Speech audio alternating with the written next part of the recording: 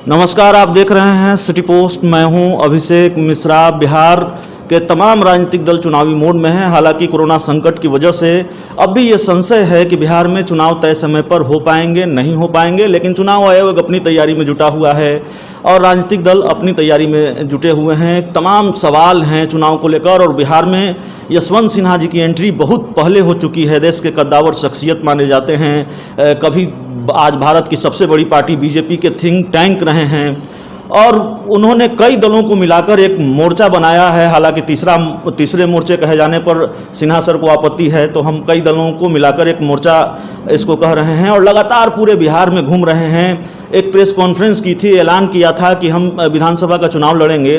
तो सवाल तो कई हैं, सवाल लालू यादव को लेकर हैं, सवाल नीतीश कुमार को लेकर हैं, लेकिन सवाल की शुरुआत हम वहीं से करते हैं कि सर, आपने जो ऐलान किया था, आपकी रणनीति कहाँ तक पहुँची है, उस दिशा में कितने आगे बढ़ हैं आप तो पूरे बिहार में घूम भी रहे हैं। बिल्कुल घूम रहे हैं और मैं आपसे कहना चाहूँगा कि काफ़ी हम लोगों ने एक महीने में, जुलाई के महीने में प्रगति की है। हालांकि जुलाई में आप जानते हैं कि बिहार सरकार ने लॉकडाउन लगा दिया था, जिसके चलते काफ़ी परेशानी हुई थी। कुछ प्रोग्राम हम लोगों ने फिर भी किया, जैसे अभी 3 दिनों का बाढ़ क्षेत्र का दौरा किया। और एक बात जो मैं आपसे कहना चाहूँगा वो ये है कि तीसरा मोर्चा है, नया विकल्प, कई दलों को मिला के गठबंधन, इसका अब हम लोगों ने एक नाम दिया है और वो नाम है यूनाइटेड डेमोक्रेटिक अलायंस, UDA। तो एक तरफ NDA है, एक तरफ UPA है या महागठबंधन है और बीच में हमारा गठबंधन है UDA। और इसीलिए हम लोगों ने ये नाम दिया क्योंकि आपके जैसे पत्रकार मित्र पूछते थे तीसरा मोर्चा पर आपको आपत्ति है तो नाम तो कुछ होना चाहिए। तो हम लोगों ने इसीलिए ये नाम इसको दिया है और बदलो बिहार बनाओ बेहतर बिहार के नारे के साथ हम लोगों के बीच में जा रहे हैं, उनकी तकलीफ़ के साथ आज के दिन अपने को जोड़ रहे हैं। पूरे बिहार में आपने घूमा, आप घूम रहे हैं सर। हालांकि ये सवाल मैं पहले भी आपसे पूछ चुका हूं, लेकिन तब आपने पूरे बिहार का दौरा नहीं किया था। अभी आप पूरे बिहार में घूम रहे हैं। पूरे बिहार में तो नहीं, कई जगहों पर आप जा रहे हैं और लगातार यात्रा पर हैं। क्या वाकई CM नीतीश कुमार को लेकर एक सत्ता विरोधी लहर है? मैं तो जहाँ तक मैंने अनुभव किया है, एक भयंकर सत्ता विरोधी लहर है। न केवल उन इलाकों में जहाँ बाढ़ पीड़ित अभी अपनी बहुत भयंकर मजबूरी की ज़िंदगी जीने को विवश हैं। आपने देखा कल मुजफ्फरपुर में क्या घटना घटी और कैसे लोग सड़कों पर आ रहे। हम लोग जब जा रहे थे मुजफ्फरपुर क्रॉस करके दरभंगा, तो दरभंगा पहुंचने में हम लोगों को 6 घंटे का टाइम लगा। अब वो इसलिए लगा कि नेशनल हाईवे पर कई जगह जो लोग बाढ़ से विस्थापित हुए हैं और नेशनल हाईवे पर रहने को मजबूर हैं, उन लोगों ने रास्ता जाम किया हुआ था। और शहर का आलम ये था कि मुजफ्फरपुर शहर से गुजरने में हर चौक चौराहे पर भयंकर जाम और प्रशासन नाम की कोई चीज़ ही नहीं थी। तो किसी तरह हम लोग दरभंगा पहुँचे, उसके बाद आगे फिर कोसी क्षेत्र में गए और हर जगह हम लोगों ने बाढ़ पीड़ितों से बातचीत की। हर जगह लोगों ने यही कहा कि राहत बिल्कुल उपलब्ध नहीं है। सरकार जो दावे कर रही है वो बिल्कुल बेमानी, खोखले दावे हैं। राहत के नाम पर कहीं कुछ कम्युनिटी किचन चल रहा होगा तो चल रहा होगा। हम लोग जब निकले बाय रोड बाढ़ क्षेत्र का भ्रमण करने के लिए, तब घर में बैठे बिहार के मुख्यमंत्री को ये ख्याल आया कि उनको भी निकलना चाहिए। तो वो हेलीकॉप्टर से बाढ़ क्षेत्रों का निरीक्षण करने के लिए गए और दरभंगा में कुछ देर रुके। मंत्री बाहर नहीं निकल रहे हैं, मुख्यमंत्री बाहर नहीं निकल रहे हैं। कोरोना के नाम पर सब लोग घर में दुबके बैठे हुए हैं। पटने में बयानबाजी की राजनीति चल रही है। बयानबाजी, हम आपके खिलाफ बयान देते हैं, आप हमारे खिलाफ बयान देते हैं और मीडिया को बड़ा मज़ा आ रहा है इस बयान को छापने में। सर, आप बीजेपी को भी बहुत अच्छी तरह से जानते हैं, नीतीश कुमार को भी बहुत बेहतर तरीके से जानते हैं। लगातार ये कयास लगते रहे हैं कि चुनाव के बाद या चुनाव के पहले खटास बढ़ेगी, दोस्ती टूट जाएगी, नीतीश कुमार कोई अलग फैसला ले लेंगे, तमाम तरह के कयास बीच में लगते रहे हैं।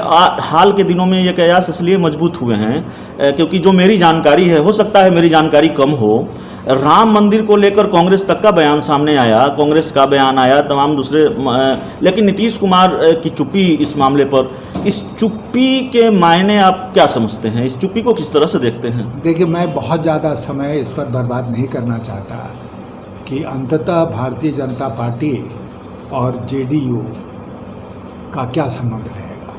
हम सब उसका इतिहास जानते हैं। मुझे याद है कि भारतीय जनता पार्टी ने यहीं पटने में अपने राष्ट्रीय कार्य समिति की बैठक रखी थी। नीतीश कुमार जी ने कार्य समिति के सारे सदस्यों को रात्रि भोज के लिए आमंत्रित किया था। और आप भी जानते हैं इस बात को, जैसे मैं जानता हूं, कि उन्होंने अचानक इसको कैंसिल कर दिया। आज के प्रधानमंत्री मोदी जी किसी अगर समारोह में होते थे तो नीतीश कुमार जाते नहीं थे उस समारोह में। गुजरात सरकार ने बिहार के फ्लड रिलीफ में मदद भेजी तो उन्होंने उसको स्वीकार नहीं किया। डीएनए तक की बात होती थी, किसका डीएनए बेहतर है, किसका डीएनए खराब है। अब उस सब को भूल के अगर नीतीश जी बीजेपी के साथ चले गए हैं तो कोई भयंकर मजबूरी रही होगी, ये मुझे लगता है। और मुझे ये लगता है कि बीजेपी, आपने कहा कि मेरा बहुत अनुभव है। आज का जो बीजेपी का नेतृत्व है वो स्वार्थ की राजनीति कर रहा है और इसमें विश्वास करता है। अंग्रेजी में कहावत है, यूज़ एंड थ्रो, इस्तेमाल करो और फेंको। अगर नीतीश कुमार जी का इस्तेमाल हो चुका है, उसकी म्याद पूरी हो गई है, तो नीतीश कुमार को छोड़ने में उनको कितना वक्त लगेगा? 10 सेकेंड, और फिर नीतीश जी कहीं के नहीं रहेंगे।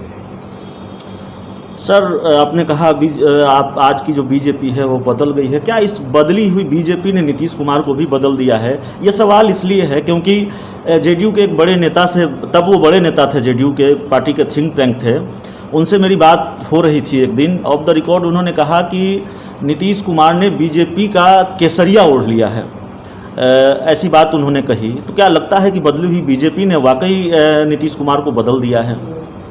देखिए, नीतीश कुमार तो किसी को बदलने से क्या बदलेंगे, वो स्वयं बदलते रहे हैं।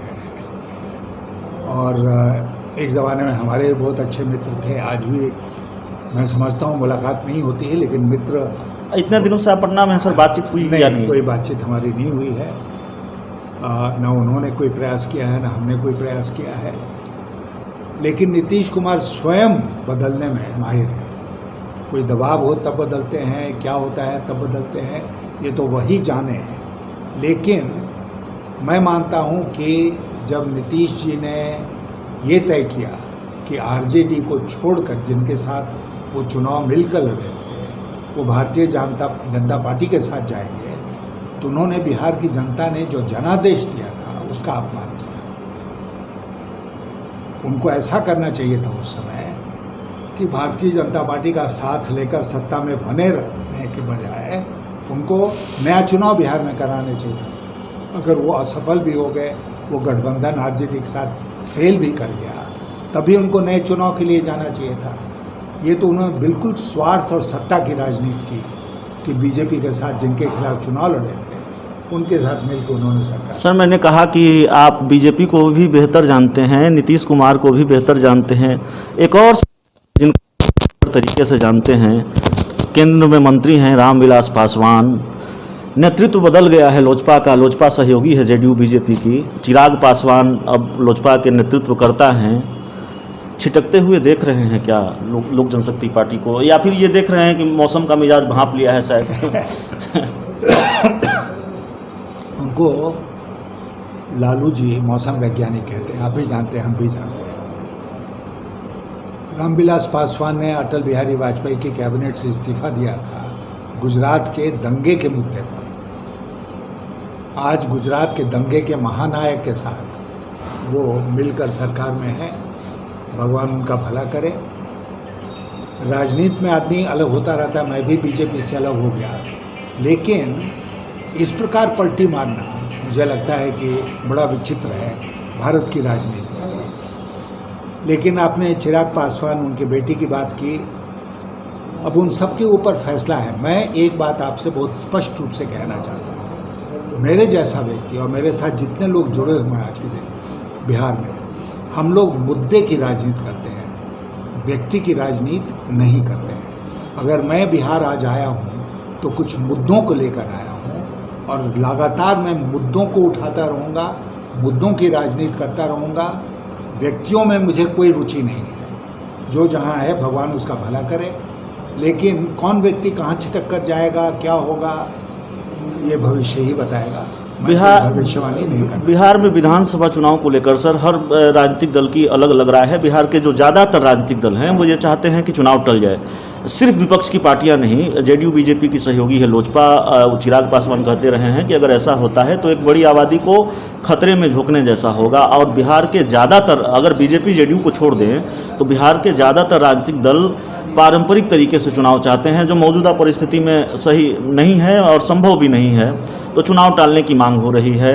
आप जिस मोर्चे को लीड कर रहे हैं, जिस मोर्चे का नेतृत्व कर रहे हैं, उसका स्टैंड पूरी तरह से हम लोगों ने इस पर अपना स्टैंड समय समय पर क्लियर किया है। हमारा मानना है कि आज के माहौल में अगर चुनाव होता है, जहां बिहार दोहरी मार झेल रहा है, उत्तर बिहार में भयंकर बाढ़ और पूरे प्रदेश में कोरोना, तो इस परिस्थिति में अगर चुनाव होता है तो हर मतदान केंद्र कोरोना केंद्र बनेगा, संक्रमण का केंद्र बनेगा। लोग डरे हुए हैं, वोट देने के लिए निकलेंगे नहीं। तो इस माहौल में चुनाव कराना प्रजातंत्र का मजाक होगा, इसलिए चुनाव को आगे बढ़ाना चाहिए। ये कोई विचित्र बात नहीं होगी, संविधान इसकी इजाज़त देता है विशेष परिस्थिति में चुनाव को टालने का। और मैं मानता हूँ कि ये इससे और विशेष परिस्थिति कुछ नहीं हो सकती है। लेकिन हम लोग इस बात को भी जानते हैं कि चुनाव आयोग आज के दिन स्वतंत्र नहीं है। बहुत सारी संवैधानिक संस्थाएं जो हैं वो सरकार की गुलामी कर रही हैं, चुनाव आयोग भी गुलामी कर रहा है। तो भारत सरकार अपना नफ़ा नुकसान देख के और जो तय करेगी उसको चुनाव आयोग मांगेगा। अगर अक्टूबर नवंबर में चुनाव होते हैं तो उसके लिए भी हम लोग तैयार हैं। टलते हैं तो बिहार की जनता के हित में हो। एक आखिरी सवाल है सर, सुशांत सिंह राजपूत को लेकर मामले की जांच सीबीआई से कराने की मांग लगातार हो रही थी और फिर आखिरकार बिहार सरकार ने केंद्र को सिफारिश भेजी सीबीआई जांच के लिए। केंद्र ने उसको मंजूरी दी। अब सीबीआई ने अपनी कार्रवाई भी शुरू की है, एक्शन ले लिया है, एफआईआर दर्ज की गई है। एक तो सवाल यह है कि क्या सरकार ने देर की सिफारिश भेजने में, क्योंकि मांग लंबे वक्त से हो रही थी। और दूसरा सवाल ये है कि इसको सियासी चश्मे से भी देखा जा सकता है, इसके सियासी नफ़ा नुकसान के चश्मे से भी देखा, इसका कोई फ़ायदा, चुनावी फ़ायदा सरकार को, या फिर उस लिहाज से ये फैसला लिया गया हो, इस चश्मे से इसको देखा जा सकता है। नहीं, मैं मानता हूँ कि इस मामले का राजनीतिकरण नहीं होना चाहिए। मामला अत्यंत ही गंभीर है। एक बहुत ही उदयीमान बिहार के अभिनेता थे जिनका करियर इस प्रकार ख़त्म हो गया दुखद परिस्थिति में। बहुत सारे तथ्य सामने आ रहे हैं और सीबीआई ही इसकी जांच कर सकती है, क्योंकि उसके अलावा दूसरी कोई एजेंसी नहीं है जो इसकी जांच कर सकती है। महाराष्ट्र की पुलिस क्यों एतराज़ कर रही है, क्यों धीरे धीरे कदम उठा रही है, मेरी समझ के बाहर है। यहाँ पर पटने में उनके पिता ने, सुशांत सिंह के पिता ने एफआईआर किया। बिहार सरकार ने निश्चित रूप से देर की उस एफआईआर को लेकर, जो उनको सीबीआई की जांच करानी चाहिए थी। लेकिन खैर, देर आए दुरुस्त आए और अब सीबीआई जांच का आदेश भारत सरकार ने दे दिया है। मुझे पूरा विश्वास है कि सुप्रीम कोर्ट इसमें हस्तक्षेप नहीं करेगा और सीबीआई जांच आगे चलेगी और दूध का दूध और पानी का पानी होगा। लालू सुशांत सिंह जी को न्याय मिलेगा। लालू यादव को लेकर एक सवाल भी है सर। लालू यादव को अब रिम्स निदेशक के बंगले में शिफ्ट कर दिया गया है और उसको लेकर बिहार की राजनीति और झारखंड की राजनीति, दोनों जगहों की राजनीति गर्म है। जो लालू यादव के धुर विरोधी हैं वो ये कह रहे हैं कि झारखंड की सरकार में चूंकि आरजेडी शामिल है, इसलिए झारखंड सरकार लालू की खातिरदारी कर रही है। हम इस पर कोई टिप्पणी नहीं करना चाहते हैं। आप जानते हैं कि मैंने आपको पहले भी कहा है कि हम व्यक्ति पर आधारित राजनीति करने नहीं आए हैं, बिहार में मुद्दों पर आधारित राजनीति करने आए हैं। अब नीतीश कुमार का क्या हो रहा है, चिराग पासवान का क्या होगा, लालू जी के साथ क्या हो रहा है, तेजस्वी जी का क्या, इसमें हमको कोई रुचि नहीं है। रुचि है तो मुद्दों में रुचि। तो धन्यवाद सर हमसे बात करने के लिए। हमारे साथ थे कद्दावर शख्सियत देश के पूर्व वित्त मंत्री यशवंत सिन्हा जी, बिहार में लंबे वक्त से डेरा डाले हैं और लगातार पूरे बिहार का दौरा कर रहे हैं और जाहिर है महागठबंधन एनडीए दोनों की मुश्किलें बढ़ा रहे हैं।